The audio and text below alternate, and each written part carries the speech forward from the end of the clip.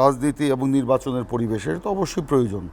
এবং আপনি দেখেন এই নির্বাচনের পরিবেশটা কখন আসবে, লেভেল প্লেইং ফিল্ডের কথা বলা হচ্ছে এবং জামাতে ইসলাম এটা খুব জোরে সোরেই বলছে, আমরাও এটা চাই।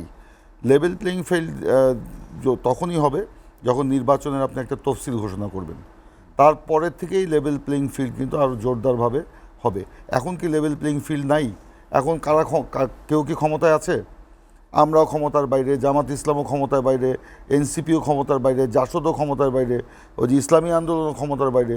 যারা আমরা নির্বাচনে কন্টেস্ট করব তারা তো সবাই আমরা ক্ষমতার বাইরে। তবে হ্যাঁ, ক্ষমতায় প্রচ্ছন্নভাবে হলেও নতুন এই রাজনৈতিক দলটির একটা মানে আবহ ক্ষমতাসীনদের মধ্যে আছে এবং বলা হয় দুজন উপদেষ্টা তাদের হয়ে সেখানে কাজ করছেন প্রকাশ্যেই। তো যাই হোক, সেটা ভিন্ন কথা। তো লেভেল প্লেইং ফিল্ড এখন নেই কেন? অবশ্যই আমি তো বললাম আমরা তো সবাই ক্ষমতার বাইরে। প্রশাসনের ব্যাপারে আসেন, হ্যাঁ এটা আমাদেরও প্রশ্ন, গত 10 মাসে কেন প্রশাসনকে এই অন্তর্বর্তীকালীন সরকার ঠিক করতে পারলো না? কেন এই ঝিলেমি? কেন এই কারণে আপনার প্রশাসন ব্যবস্থা আপনার মুখ থুবড়ে পড়ছে বা জনগণের সামনে সেটা আপনার ভেঙে পড়ছে? এটাই সরকার করতে পারেনি। আমরা ডে 1 থেকেই সরকারকে বলে আসছিলাম প্রশাসনকে ঢেলে সাজানোর জন্য, কিন্তু তারা সেটা করে নাই। না করে এখনও প্রশাসনের ভিতরে কিন্তু আওয়ামী ভূত তারা বসে আছে। দেলোয়ার সাহেব যেটা বলেছেন সত্য, তারা তো চেষ্টা করবেই একটা বিশৃঙ্খলা সৃষ্টি করার জন্য। এই জিনিসটা কেন হয় নাই আজকেও কেন এটা সম্পন্ন হলো না? প্রধান উপদেষ্টা কয়েকদিন আগে এই অন্তর্বর্তীকালীন সরকারের প্রধান উপদেষ্টা তিনি প্রশাসনকে ডেকে আগামী ডিসেম্বরের মধ্যে নির্বাচনের জন্য সার্বিক প্রস্তুতি নিতে বলেছেন। এই কাজটা কেন আরও 6 মাস আগে হলো না? এর আগে তো আমরা যখন নাজমুল হক প্রধান ভাইয়ের তো মনে আছে যে 90-এর আন্দোলনে গণ অভ্যুত্থানে এরশাদের যখন পতন হয়েছে, তারপর অন্তর্বর্তীকালীন সরকার বিচারপতি শাহাবুদ্দিন আহমেদের নেতৃত্বে মাত্র 3 মাস সময় পেয়েছে। সেই এরশাদের রেখে যাওয়া প্রশাসনকে দিয়েই তো আমরা নির্বাচন করেছি। সেই সময়ে কেন 3 মাসের মধ্যে লেভেল প্লেইং ফিল্ড হলো? কেন আপনার প্রশাসন আপনার নির্বাচনমুখী হলো? আপনার ধরেন পরে 96 বলেন, 2বার নির্বাচন হলো, 2001-এ হলো। সেই সময় তো আপনার 3 মাসের অন্তর্বর্তীকালীন সরকার ক্ষমতায় ছিল। হ্যাঁ, 2008-এ হলো, প্রায় 2 বছর ছিল ওই যে 111-এর সরকার। এটা অস্বাভাবিক সরকার ছিল, জরুরি অবস্থা সরকার, সেটা ভিন্ন।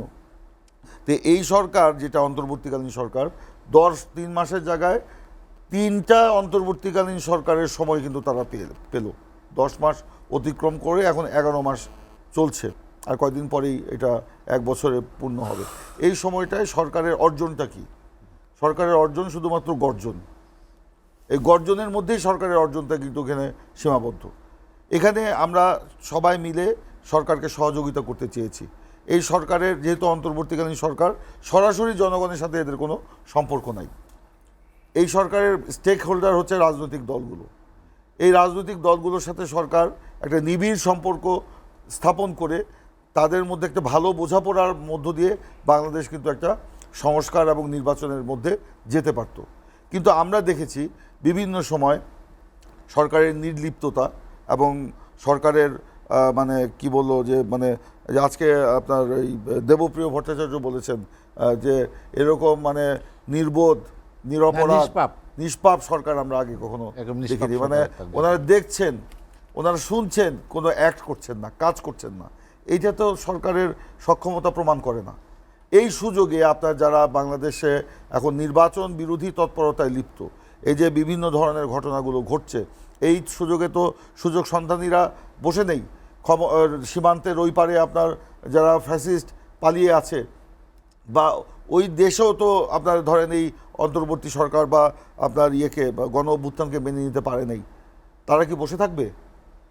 এটা কি ক্রিয়া প্রতিক্রিয়া হবে না? এটা তো আন্তর্জাতিক একটা নীতি, এটা এরকমই সবসময় হয়ে আসছে হয়। তো সেই কারণেই যে আমাদের সেগুলো মানে কেন ওনারা অ্যাড্রেস করছেন না? আপনি দেলোয়ার সাহেব বললেন যে এই যে কি বলে মিটফোর্ডের ঘটনা, এটাকে বিচ্ছিন্ন ঘটনা। প্রথমে তো এটা তকমা দিয়ে দেওয়া হলো বিএনপি চাঁদাবাজি করতে গিয়ে এরকম পিটিয়ে মেরেছে, পাথর দিয়ে মেরেছে। পরে তো প্রশাসনই তো এখানে আপনার সরকার এখানে তদন্ত করে বের করলো এই ঘটনার সাথে চাঁদাবাজির কোনো সম্পর্ক নেই। তাদের ব্যবসার অংশীদারিত্বের বিষয় নিয়ে তাদের মধ্যে সমস্যা। হ্যাঁ, নৃশংস ঘটনা ঘটেছে, এই ঘটনা তো নাও না ঘটারই উচিত ছিল, কিন্তু কেন এই যে আপনার এই ঘটনা ঘটলো, ঘটনা ঘটানোর সাহস পেল এই প্রশাসনের নির্লিপ্ততার কারণে।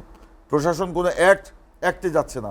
ওখানে তো মাত্র কয়েক গজ দূরে আনসারের আপনার ফাঁড়ি ছিল, লোকালয়ে। এর মধ্যে কেন এই ঘটনাগুলো ঘটলো, এটা বের করতে হবে। এই ঘটনাকে কেন্দ্র করে যে ধরনের রাজনৈতিক হ্যাঁ, এটা যে বিএনপিকে ভিকটিম করা যায়। দেখেন, দুঃখজনক হলেও সত্য, মারা গেছে আমাদের কর্মী, আর জামাত স্লোগান দেয় আমার ভাই মরলো কেন, প্রশাসন জবাব চাই। ঠিক আছে, ওনার ভাইও হতে পারে, আমি মরলে ওনার ভাই, কিন্তু এটাকে দিয়ে জামাতি ইসলামী, এনসিপি বা ইসলামী আন্দোলন তারা যে নোংরা খেলা খেললো, সেটার পরিণতি কিন্তু ভালো না। আজকে দেখেন, একটার পর একটা ঘটনা ঘটছে।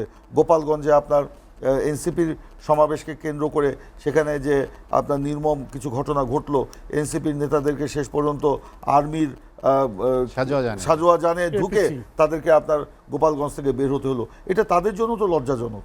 কেন গোপালগঞ্জে আপনার প্রোগ্রামটা দিতে হবে, একটা সেন্সিটিভ এলাকা? কেন আপনাকে এই যে কক্সবাজারে গিয়ে সালাউদ্দিন আহমেদ সাহেবের সম্পর্কে বললো যে কি শিলং থেকে গডফাদার এসছে? ওনারা কি আসলে বাংলাদেশে ওনারা নাকি আপনার কি পুরনো বন্দোবস্তের পরিবর্তে নতুন বন্দোবস্ত আনতে চাই? এটাই কি নতুন বন্দোবস্তের আপনার নমুনা? এটাই কি নতুন বন্দোবস্তের নমুনা? এই রাজনীতি বাংলাদেশের জনগণ চায় না। এটা আওয়ামী লীগ করেছে। আওয়ামী লীগের সেই নষ্ট রাজনীতিকে এই এনসিপি তারা আপনার দিচ্ছে। আপনি দেখেন, এই যে ইয়ের ঘটনা কি বলে, বংশালের ঘটনা কি বলে, মিটফোর্ডের ঘটনাকে নিয়ে এই যে জামাতি ইসলাম তারা নামে বেনামে যে ধরনের নোংরা রাজনীতি করলো, যে কি বলে তারেক রহমানকে উদ্দেশ্য করে অশ্লীল স্লোগান তাদের নেতারা মাইক দিয়ে বলতে গেল, সেটা ফুটেজ সবাই আপনারা দেখেছেন। জিয়াউর রহমানের ছবি যেভাবে মানে পাড়া দিয়ে আপনার অপমানিত করা হলো, এটা উদ্দেশ্যটা কি? উদ্দেশ্যটা হচ্ছে বিএনপিকে আপনার উত্তেজিত করা, এই যে একটা প্রভোগ করা, বিএনপিকে একটা উস্কানি দেওয়া, এই সংঘাতে বিএনপিকে জড়ানো। বিএনপি অত্যন্ত ঠান্ডা মাথায় এই ফাঁদে পা না দেওয়ার সিদ্ধান্ত নিয়েছে, এবং আমরা এই ফাঁদে পা দিব না, আমরা এই উস্কানির মধ্যে যাব না। কেন এই কাজগুলো জামাত ইসলামের মতো একটা দল, ইসলামী আন্দোলনের মতো একটা দল তারা করছে? এনসিপি আচ্ছা মানে নবীন দল, তাদের কোনো রাজনীতিতে অভিজ্ঞতা নাই, নির্বাচনের অভিজ্ঞতা নাই, এটা বাদ দিলাম, কিন্তু আজকে দেখেন এনসিপিও রাজনীতিতে অভিজ্ঞতা নাই। কেউ একবার ভোট দিয়েছে তাদের নেতা, কেউ বলতে পারবে না, কিন্তু রাজনৈতিক নিয়ন্ত্রণকারী তারা সেজে গেছে। ভোটের ভবিষ্যৎ কি হবে, বাংলাদেশের ভবিষ্যৎ কি হবে, সেটা তারা সেজে গেছে। লেভেল প্লেইং ফিল্ড বলতে তো সাধারণত আমরা যেটা বুঝি, সকল দলের জন্য সমান সুযোগ। আজকে জামাতি ইসলামের একটা সমাবেশ হলো, সেখানে সরকার 8 জোড়া ট্রেন ভাড়ার বিনিময়ে জামাত ইসলামকে সহযোগিতা করলো। কই, বিএনপি কি তো করে নাই? বিএনপি তো সরকার যাতে বিব্রত না হয়, বিএনপি তো এরকম কোনো দাবি সরকারের কাছে উপস্থাপন করে নাই। বরঞ্চ বিএনপি বিভিন্ন জায়গায় সরকারের পক্ষ থেকে বাধার সম্মুখীন হয়েছে। আজকে লেভেল প্লেইং ফিল্ডটাকে আমরা যদি বলি, হ্যাঁ, জামাত যে আকারের সংগঠন, এনসিপি যে আকারের সংগঠন, ইসলামী আন্দোলন যে আকারের সংগঠন, বিএনপিকে এখন সেই আকারে নামিয়ে আনতে হবে, এটাই যদি লেভেল প্লেইং ফিল্ড হয়ে থাকে, তাহলে তো এটা অবাস্তব একটা কথা ওনারা বলবেন।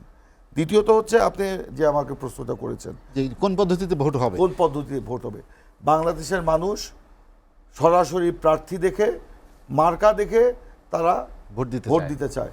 এই যে দেলোয়ার ভাই ওনারা পিআর পদ্ধতি নিয়ে শোরগোল পাকাচ্ছেন, পিআর পদ্ধতি চাচ্ছেন, আবার 297 আসনে ওনারা প্রার্থী ঘোষণা করে দিয়েছেন।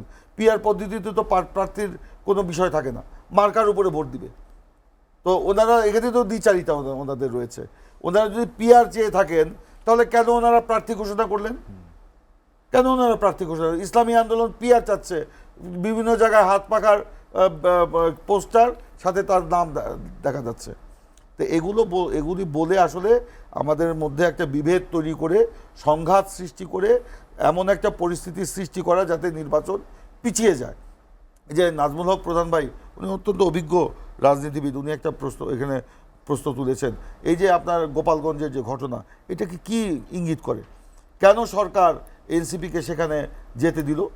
সরকারের কাছে কি সেই মেসেজ ছিল না? যদি না থেকে থাকে, এটা সরকারের ব্যর্থতা। গোপালগঞ্জের মতো একটা জায়গা যেখানে আপনার মানে প্রতিনিয়ত সেখানে আর্মির গাড়ি এর আগে পুড়িয়ে দিয়েছিল, সেরকম একটা জায়গায় এনসিপি যাচ্ছে, সব জায়গায় এনসিপি করলো কি পদযাত্রা, আর গোপালগঞ্জের বেলায় নাম দিল মার্চ টু গোপালগঞ্জ, এবং আগের দিন সমস্ত ফেসবুকে তারা সার্জিস আলম সহ বললো সবাই গোপালগঞ্জে আসেন। এর মধ্য দিয়ে যে একটা এনার্কি সৃষ্টি করা হলো, আমি একটা শেষ করি, শেষ সৃষ্টি করা হলো, এটা কি কেউ যদি বলে এখানে সরকারের সুযোগ করে দিয়েছে এবং সেই সুযোগের সদ্ব্যবহার করেছে।